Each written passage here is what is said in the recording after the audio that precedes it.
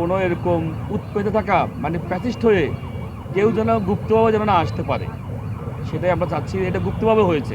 5টা থেকে 6টার মধ্যে যে বর্তমান গুপ্ত সংগঠন আওয়ামী লীগ হয়তো প্রশাসনের ইন্ধনে এই সাহস করছে।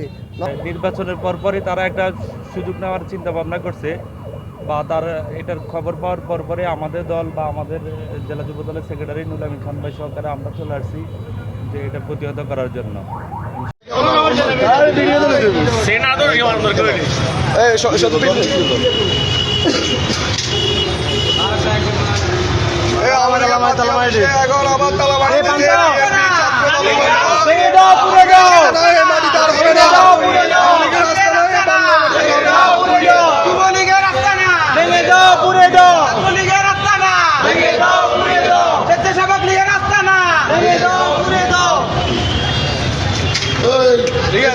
বন্ধ থাকবে।